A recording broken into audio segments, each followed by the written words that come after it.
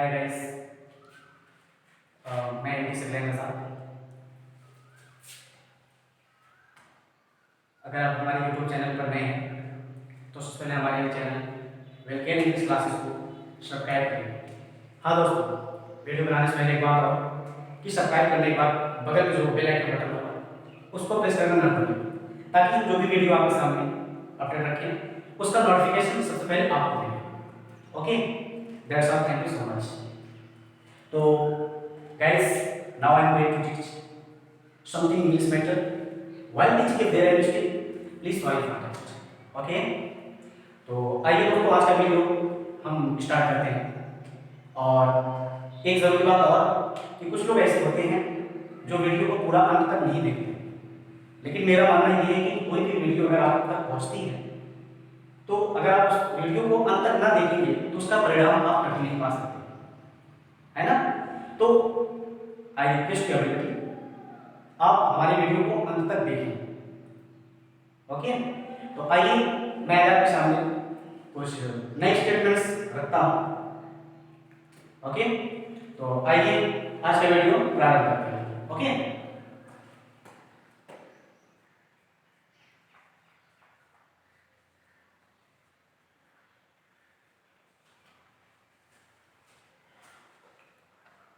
ये है imperative sentence.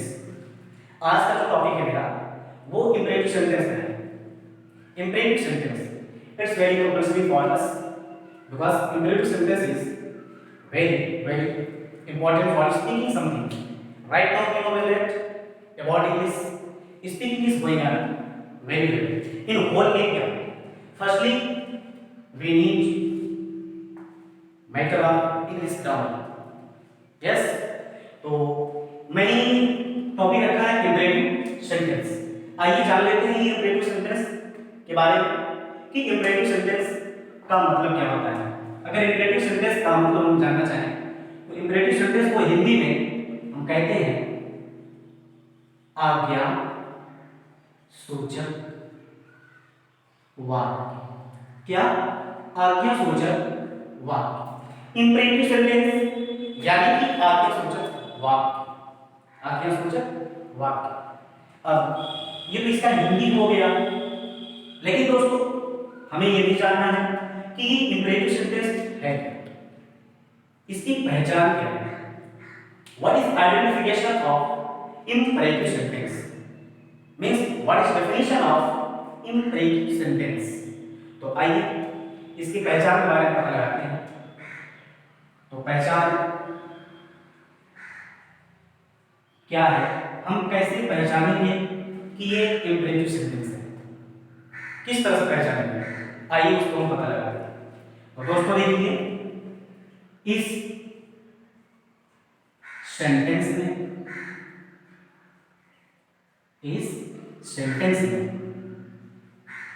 आज्ञा, प्रार्थना,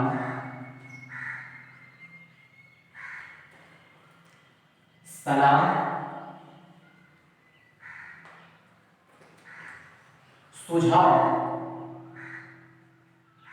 सलाह, सुझाव, निवेदन,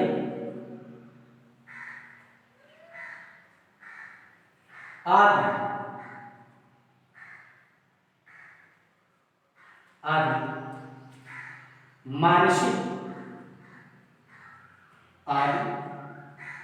मानसिक भावनात्मक शब्द आते हैं। तो गाइस, अब ये पता चला कि इंपेरेटिव सेंटेंस की पहचान क्या है, किस तरह इसको हम पहचानेंगे कि ये इंपेरेटिव सेंटेंस है। तो इंपेरेटिव सेंटेंस पहचानने का बहुत ही आसान तरीका यहां मैंने लिखा हुआ है कि इंपेरेटिव सेंटेंस मींस इस सेंटेंस में आज्ञा, प्रार्थना, सलाह, सुझाव, निवेदन आदि मानसिक भावनात्मक शब्द आते हैं।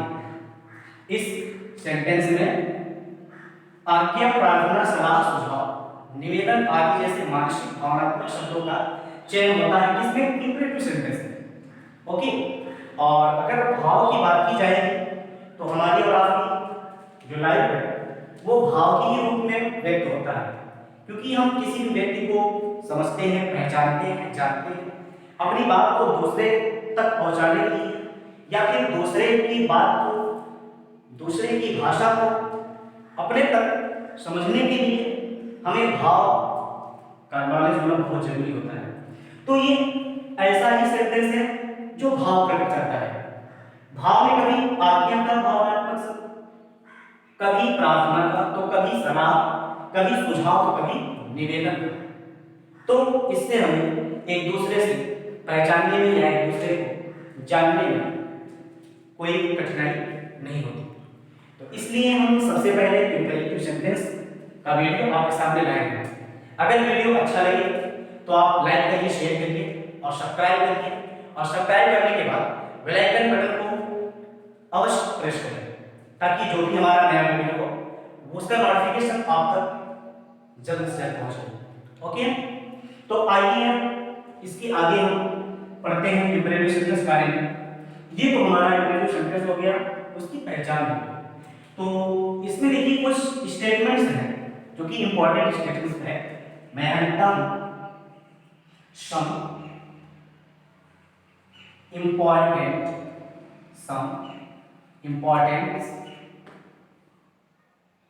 स्टेटमेंट्स,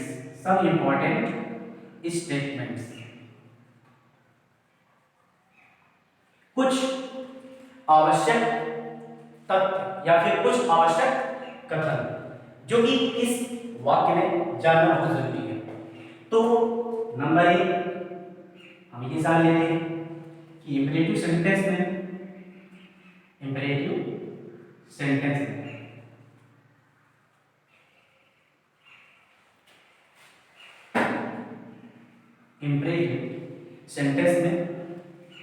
सबसे पहली बात सब्जेक्ट।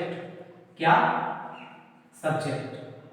सब्जेक्ट का मतलब कर्ता। कर्ता नहीं पाया जाता, नहीं पाया जाता। ओके, इंपरेटिव सेंटेंस में सब्जेक्ट मतलब कि कर्ता नहीं पाया जाता। ठीक, यानी ये विदाउट सब्जेक्ट सेंटेंस होता है। इस सेंटेंस में कर्ता नहीं पाया जाता। ओके, दूसरी बात ये कि सब्जेक्ट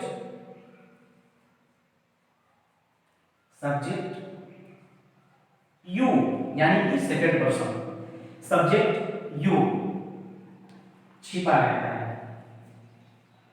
छिपा रहता है।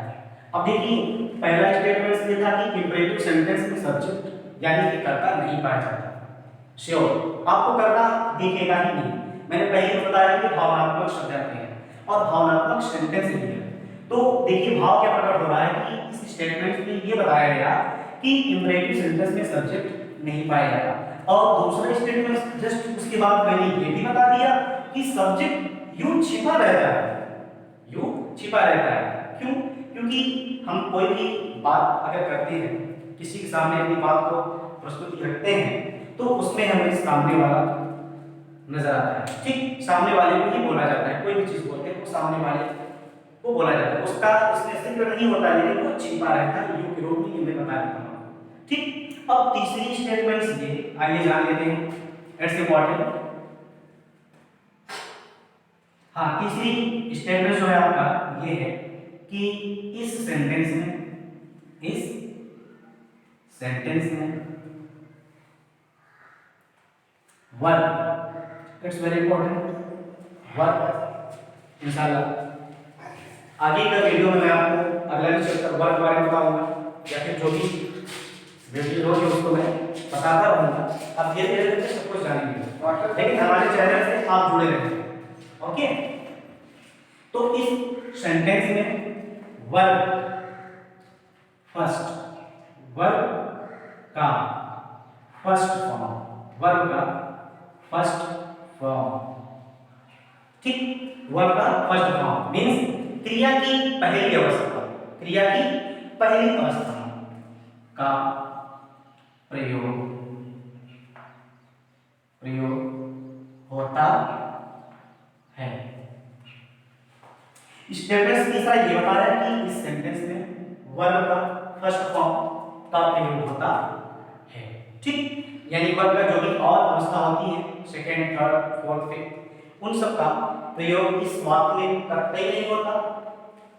आप इंपरेटिव सेंटेंस के अंतर्गत जितने भी स्टेटमेंट्स पढ़ेंगे, जो भी डिस्क्रिप्शन किया जाएगा इसमें, उसमें सिर्फ वर्ब फर्स्ट की पहचान होगी और वर्ब फर्स्ट का ही प्रयोग होगा। ओके जी।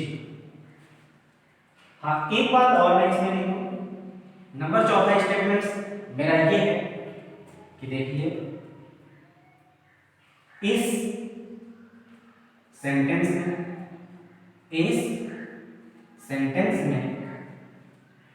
वर्ब का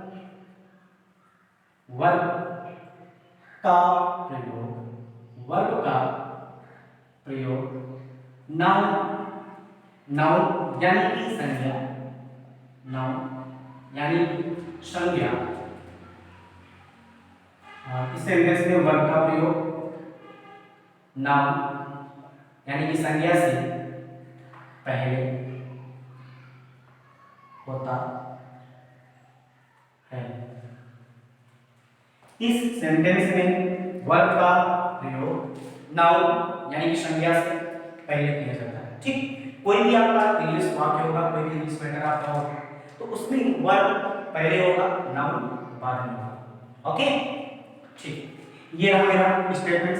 आइए फिर से आपको एक बार दोहरा दें कि इसकी पहचान, इंपरेटिव सेंटेंस की पहचान बताया जाता है कि सेंटेंस में आज्ञा, प्रार्थना, सलाह, सुझाव, निवेदन आदि मानसिक भावनात्मक शब्द आते हैं, और अगर ऐसा शब्द हमें मिलता है तो हम ये समझ जाएंगे कि ये इंपरेटिव सेंटेंस है। ठीक, अगर कोई आपको प्रॉब्लम होती है तो आप कमेंट बॉक्स में हमें जरूर अपनी क्वेश्चन पूरा कर सकते हैं। ओके, दूसरी बात ये कि सब इंपॉर्टेंट स्टेटमेंट्स, कुछ महत्व तथ्य यहाँ पर मैंने लिखा है, इसका कथन ये है कि पहला है कि इंपरेटिव सेंटेंस में सब्जेक्ट यानी कि कर्ता नहीं होता। ठीक, और दूसरी बात सब्जेक्ट यू छिपा रहता है। ठीक, वो दिखाई नहीं पड़ता, लिखा नहीं जाता। अभी जब आपको हम एग्जाम्पल बताएंगे तो ये बात आपको दोनों समझ में आ जाएगा। ठीक, अब तीसरी बात ये कि इस सेंटेंस में वर्ब का फर्स्ट फॉर्म यानी कि क्रिया की पहली अवस्था का प्रयोग होता है, इसको ना भूलिएगा। और चौथी बात ये कि इस सेंटेंस में वर्ब का प्रयोग नाउन यानी कि संज्ञा से पहले किया जाता है। मतलब ये कि वर्ब का प्रयोग पहले होगा, उसके बाद संज्ञा का प्रयोग होगा। ठीक, इसको मैं इसलिए बता रहा हूं ताकि आपको इस सेंटेंस में जो भी वाक्य हो, जो भी एग्जांपल्स हो, वो सॉल्व करने में प्रॉब्लम ना क्रिएट हो। ओके, तो अब आइए दोस्तों, ये मेरा एक स्टेटमेंट था। अब इसके बाद इसमें हम बीएस पढ़ते हैं। बीएस का मतलब आप जानते भी होंगे, सुने भी होंगे, बेसिक स्ट्रक्चर। इसके आधार पर हमारे जो भी मैटर होते हैं वो सॉल्यूशन उसका अच्छा निकलता है और हम आसानी तरीके से उसको समझ पाते हैं बीएस लिखने से। तो आइए बीएस, ये रहा आपका BS number first. BS first हम आज जानेंगे बीएस फर्स्ट के बारे में। ओके, कुल मिलाकर इसमें हम आपको धीरे धीरे करके बीएस 5 या फिर बीएस 7 तक आपको लर्न कराएंगे। ओके, तो आइए हम बीएस फर्स्ट स्टार्ट करते हैं। बीएस फर्स्ट है क्या? बीएस फर्स्ट ये है कि वर्ब, देखिए ये बी का मतलब होता है वर्ब। अगर मैं इसे बी लिखता हूं तो इसका मतलब समझिएगा कि ये वर्ब है। शॉर्ट में मैंने बी लिखा है, बी इक्वल वर्ब। ओके, और अगर मैंने यहाँ पर इस तरह से इसके ऊपर ऐसे फर्स्ट बना दिया तो ये समझिएगा कि ये वर्ब का पहला फॉर्म यहाँ लिखा हुआ है, वर्ब का पहला फॉर्म वर्ब फर्स्ट। तो यही मैंने V1 यानी बी की फर्स्ट, वर्ब की पहली अवस्था, verb first plus object, object upon noun, object कर्म नाउन संज्ञा। अब देखिए यहाँ पर घबराने की जरूरत नहीं है, वर्ब तो अकेला एक ही लिखा गया है, लेकिन यहाँ पर ऑब्जेक्ट और नाउन दो दिया गया है। ऐसा इसका मतलब ना समझिएगा कि ऑब्जेक्ट भी आएगा और नाउन भी आएगा, नहीं। हम जो ऑब्जेक्ट मेरा होता है वो नाउन ही होता है, कोई भी नाउन जो होता है वो मेरा ऑब्जेक्ट होता है, ठीक। अगर मैं उसको नाउन भी कह सकता हूँ और उसको ऑब्जेक्ट भी कह सकता हूँ, ठीक। तो वर्ब प्लस ऑब्जेक्ट का नाउन, बस इतना सा छोटा सा ये 20 नंबर फर्स्ट। अब देखिए 20 नंबर फर्स्ट, इसका हम आगे का डिस्क्रिप्शन करते हैं। Attention everybody please. Verb first क्रिया, वर्ब फर्स्ट क्रिया। हाँ देखिए मैंने वर्ब फर्स्ट क्या लिखा, क्रिया, ठीक। अब बात अगर क्रिया की आती है, बात अगर क्रिया की आती है तो देखिए वर्ब का जो इंपेरेटिव सेंटेंस में यूज है वो कुछ अलग मेथड से है और अलग उसकी पहचान है। तो आइए इसके पहले हम यहाँ पर आपको वर्ब फर्स्ट की पहचान बता देता हूँ कि वर्ब फर्स्ट है क्या, व्हाट इज वर्ब फर्स्ट, ठीक। देखिए हाँ तो इंपॉर्टेंस इसको भी समझिए, इंपॉर्टेंस स्टेटमेंट्स, इंपॉर्टेंट स्टेटमेंट्स, ठीक। ये है वर्ब। तो इंपेरेटिव सेंटेंस हम पढ़ रहे हैं और इंपेरेटिव सेंटेंस में वर्ब को जानिए कि वर्ब की इस वाक्य में रोल क्या है, वर्ब किस तरह से इस वाक्य में लिखा जाता है, उसका क्या रोल है इसको देखिए। तो हम यहाँ लिखते हैं imperative sentence, imperative sentence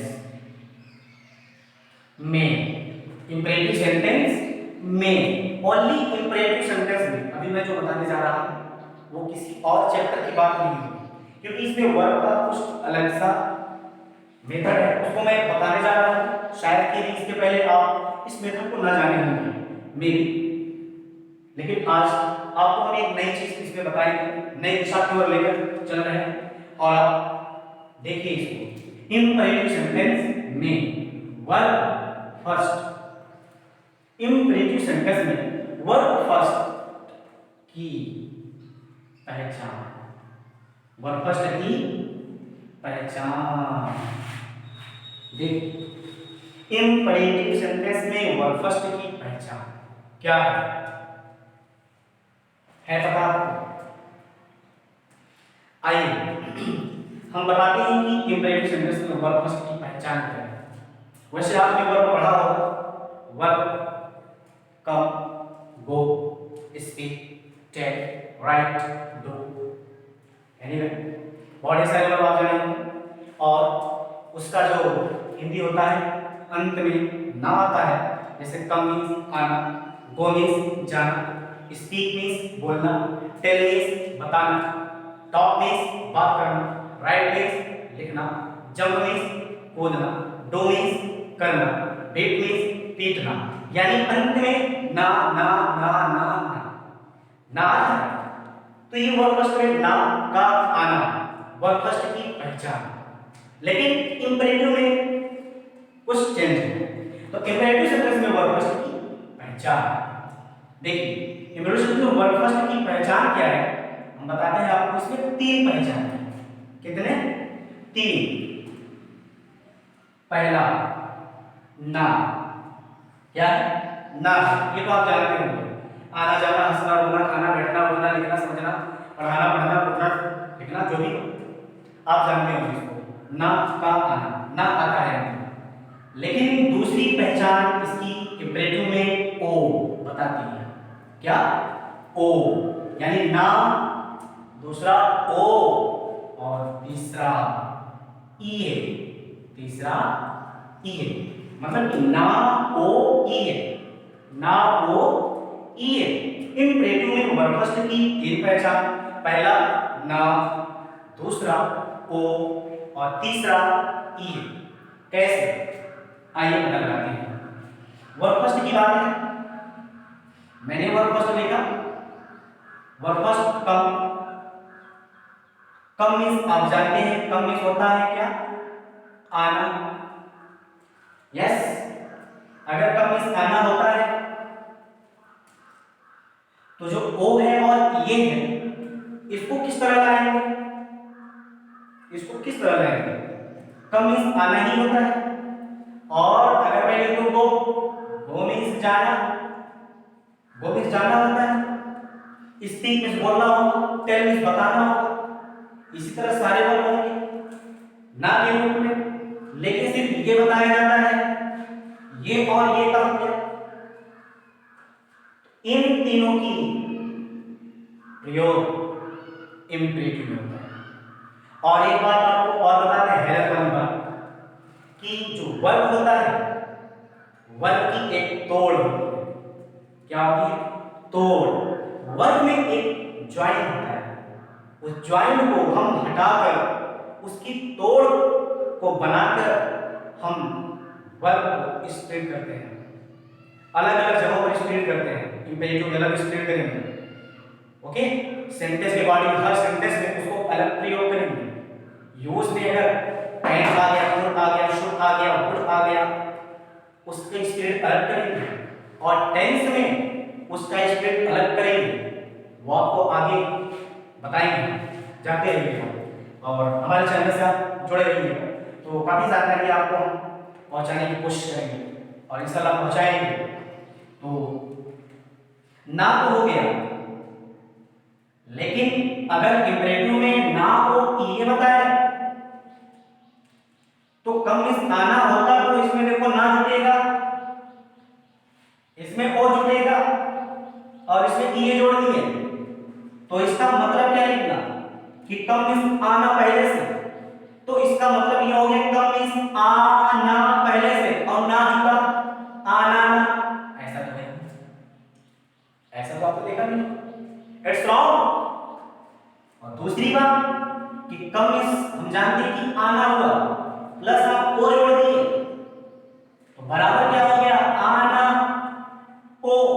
it's wrong, it's wrong. हम बताना ये चाहते हैं कि वर्ब फर्स्ट की पहचान, वर्ब फर्स्ट आप बस इतना ही जानते होंगे कि कम मीन्स आना, को मीन्स जाना, बस ना ना ना ना ना ही जानते होंगे। लेकिन इसकी एक तोड़ है, उस तोड़ को मैं समझाने की कोशिश कर रहा हूं और आप प्लीज केयर कीजिएगा, समझने की कोशिश करिएगा, ओके। तीसरी बात ये कि कम मीन्स आना मैंने लिख दिया, आना प्लस तीसरी पहचान की है तो बराबर क्या हो गया? आना और ये भी है, आना ही है, ऐसा होता है। इट्स रॉन्ग, ये भी नहीं सही, ये भी नहीं सही, ये भी नहीं सही। समझा नहीं बात? तो देखिए इसकी असल बात क्या है वो बताने की कोशिश मैं कर रहा हूं। बहुत ध्यान से देखिएगा और समझिएगा। वीडियो अच्छा लगे तो लाइक और सब्सक्राइब और बेल आइकन बटन दबाना ना भूलिएगा please. I request everybody. Come means आना मैंने लिख दिया और इसके बाद तीन पहचान ली। तो हकीकत बताऊं, मैंने कहा कि वर्ब में तोड़ है, ज्वाइन नहीं है, तो उस तोड़ को जब तक हम तोड़ते नहीं तब तक हमारा वर्ब किसी भी मैटर में सेट नहीं होता। जैसे कि कम मीन्स आना, यहां देखिए कम मीन्स आना, कम मीन्स आना। अब आना दो अक्षरों से मिलकर बना है, दो अक्षर दो मात्रा, ओके। इसमें हम तोड़ करेंगे ज्वाइन। कम मीन्स आना इसको हटा देंगे, जो कम मीन्स आना लिखा था हम इसको ना को अंत से हटा देंगे क्योंकि ना ऑलरेडी इसमें बता रहा है, तब तो आना नहीं तो आना ना हो गया, जैसा अभी पीछे हम आपको बताया ये प्रॉब्लम होगी। तो हकीकत बात ये है कि वर्ब फर्स्ट इंपरेटिव सेंटेंस में कम मीन्स आ, कम मीन्स क्या होगा? आ, यानी कि वर्ब को मैंने आधा करके एक तरफ एक पार्ट अलग कर दिया। अब इस पार्ट में हम मैटर के हिसाब से जहां जिस प्रकार से वर्ब का चयन, वर्ब का प्रयोग होता है उस तरह से इसको लिखते हैं और जोड़ते हैं और फिर सही मेथड से सही मैटर बनाते हैं, राइट।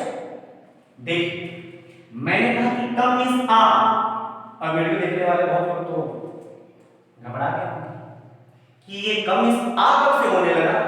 कम मीन्स तो आना, वो मीन्स तो जाना, लेकिन हम आ जा ये कब से होने लगे?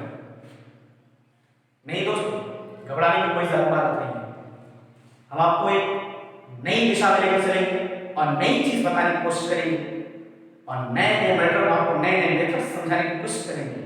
ओके, बने रहिए, जुड़े रहिए हमारे साथ। देखिए, कम मीन्स आ।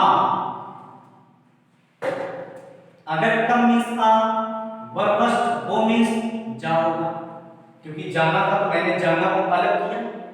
गो मीन्स अगर ये जाना था, जाना को अलग किया, ना को हटाया तो बचा क्या? जा। तो वाकई में मेरा हो क्या गया? जा। रीड मैंने लिखा, next word read. Read means पढ़ना होता है, लेकिन मैंने ना को हटाया तो हो गया यहां पर पढ़। पढ़। तो देखिए, कम मीन्स आ मैंने बोला। इंपरेटिव सेंटेंस में ध्यान दीजिएगा, इंपरेटिव सेंटेंस के लिए मैं सिर्फ बातें बता रहा हूं, बाकी का मेथड बता दे। कम मीन्स आ, मैंने बताया तीन पहचान, ना और ये। तो कम मीन्स आ में मैंने जोड़ा ना। ओके, फिर मैं कम मीन्स आ में जोड़ा ओ। फिर मैंने कम में मीन्स आ मैंने जोड़ा ये।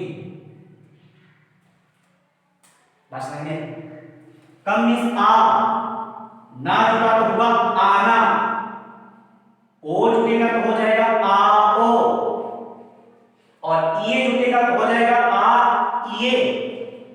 जैसा कि ये प्रेजेंटिव सेंटेंस में प्रयोग होता है।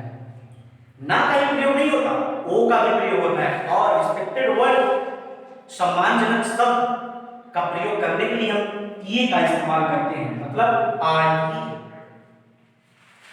जाइए, खाइए, लिखिए, पढ़िए, समझिए, बोलिए, एडिशन।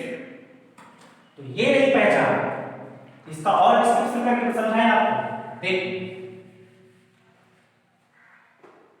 मैंने लिख दिया कम। एक वर्ड आपको समझा देंगे तो बाकी का आप सारे वर्ड समझ जाएंगे।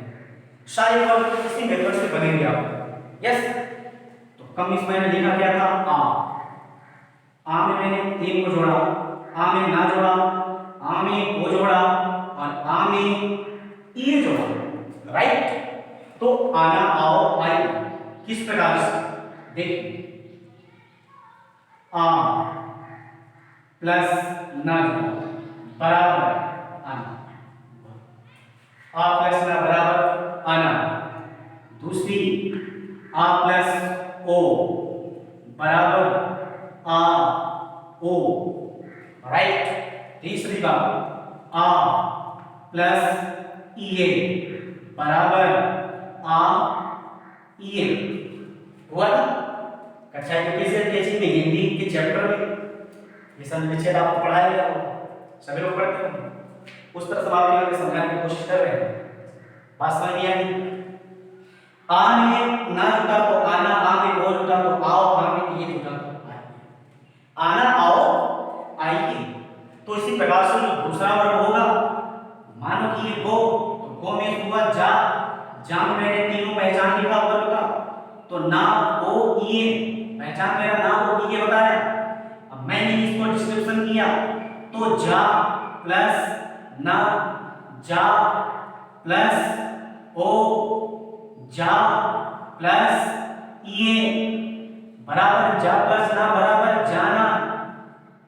राइट, जा प्लस ओ बराबर जाओ। राइट, जा प्लस ये बराबर जाइए।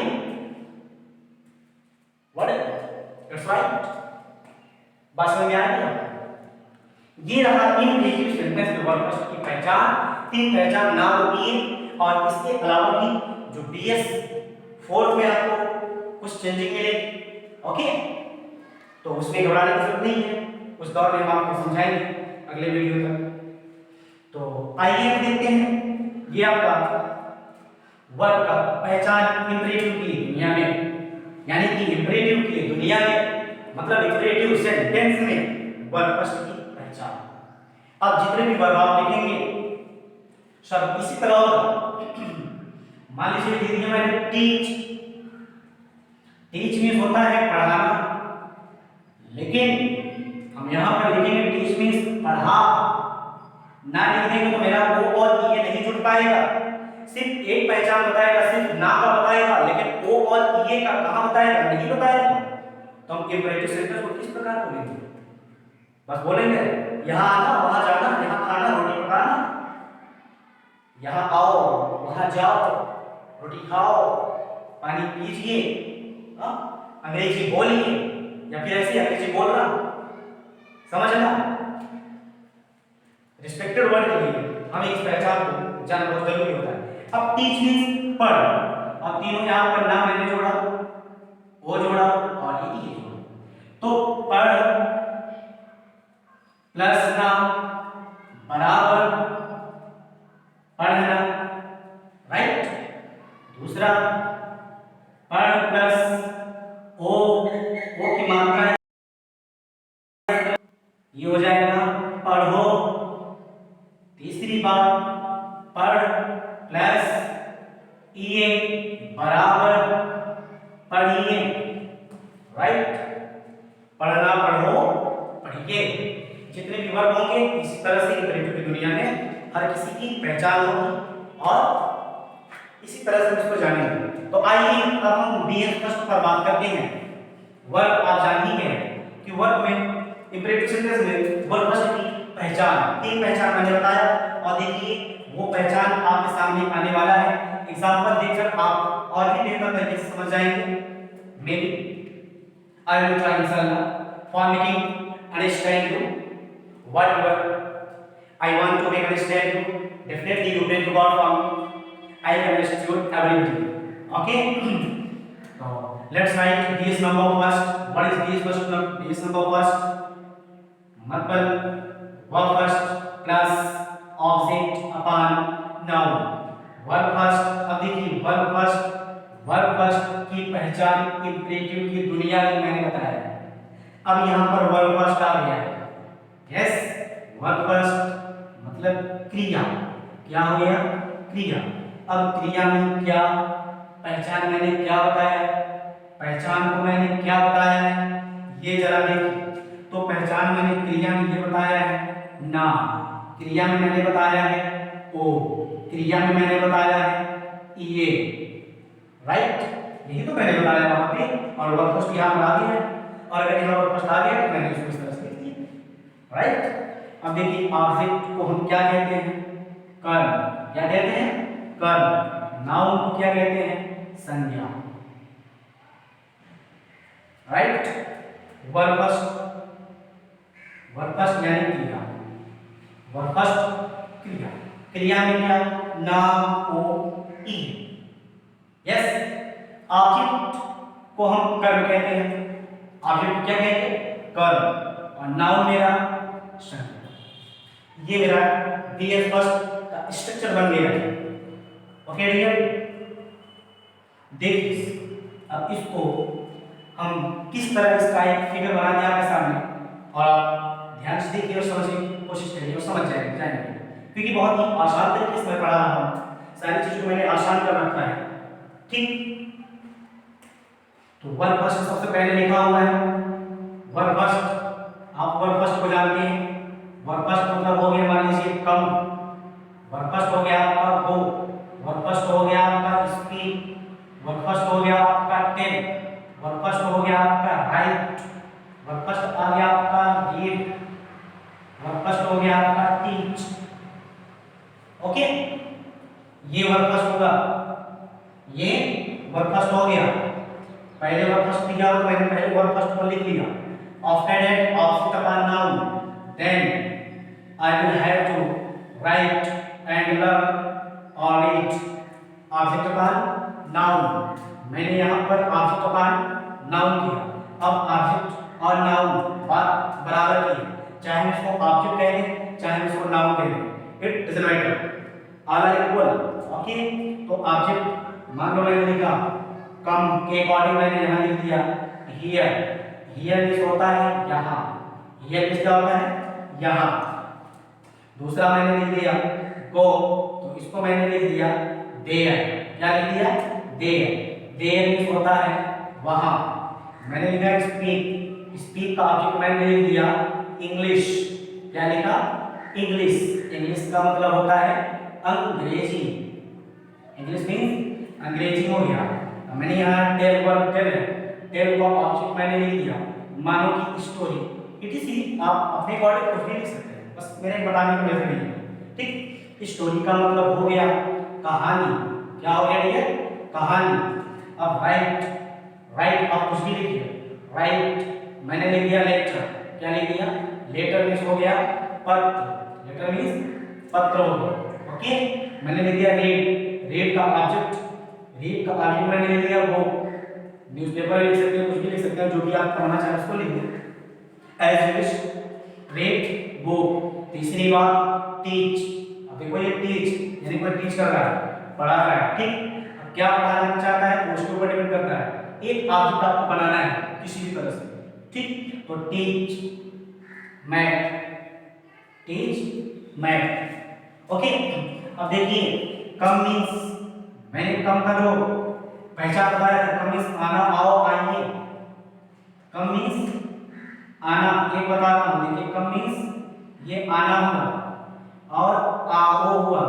कम मीन्स आना आओ हुआ और तीसरा आइए हुआ। ठीक, तो कम हियर, हियर यहाँ, आइए। एक चीज और बता दें, आप जानते होंगे कि जब हिंदी वाक्य रहता है, हिंदी वाक्य रहता है, इसका किताब लिख लीजिए और ये गणित। हिंदी वाक्य रहता है तो उसमें नाउन पहले लिखा रहता है, वर्ब बाद में। लेकिन जब इंग्लिश मैटर बनाते हैं तो जस्ट उनका अपोजिट हो जाता है। तो वर्ब जो है वो पहले चला आता है और जो नाउन होता है आपसे वो बाद में चला जाता है। इस अकॉर्डिंग देखिए, जैसे मैंने लिख दी कि यहाँ, यहाँ देख लीजिए यहाँ आइए। ठीक, तो देखिए यहाँ आइए। अब आइए देखिए वर्ब फर्स्ट, कम इस आना, आओ, आइए। तीनों फॉर्म है यहाँ पर, मैंने पहले लिखा है। तो अगर इसको हम ट्रांसलेट करेंगे ना तो सबसे पहले वर्ब लिखेंगे, क्योंकि मैंने पहले वर्ब लिखा है, फिर ऑब्जेक्ट लिखा है। तो ये आइए का पहले कम हो जाएगा यहाँ पर, और जो यहाँ ऑब्जेक्ट दिया हुआ है इसको मैं इसके बाद लिखूंगा, यानी ये नाउन हो गया। नाउन बाद में, वर्ब पहले। एक स्टेटमेंट में मैंने दिया था। ठीक, देखिए ये कि सेंटेंस में वर्ब का प्रयोग नाउन से पहले, नाउन से पहले वर्ब का प्रयोग इस तरह से। तो पहले हमें ये बोलना पड़ेगा, फिर ये बोलना पड़ेगा।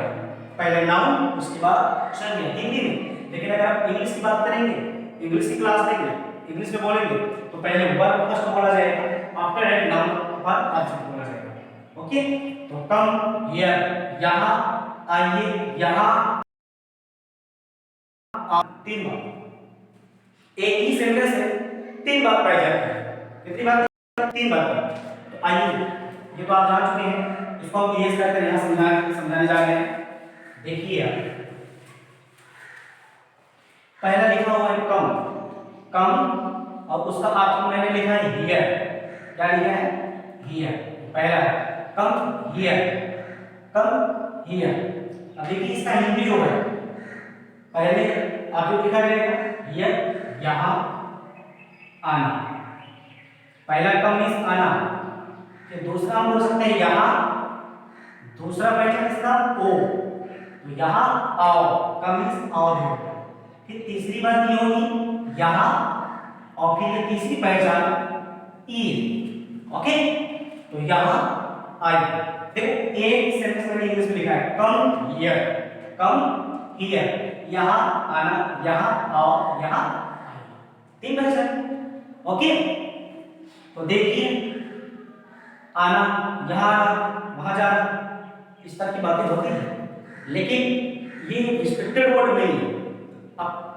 अपमानजनक शब्द लगता है तो इसका प्रयोग हम बहुत ही कम करते हैं। हाँ, दूसरा जो फॉर्म है उसका प्रयोग कर सकते हैं, यहाँ आओ, वहां जाओ, किताब पढ़ो, और ये भी अपने लेवल के लोगों से हम बात कर सकते हैं, राइट? ज्यादा नहीं। और तीसरी जो है ये रिस्पेक्टेड वर्ड है, ये सम्मानजनक शब्द है।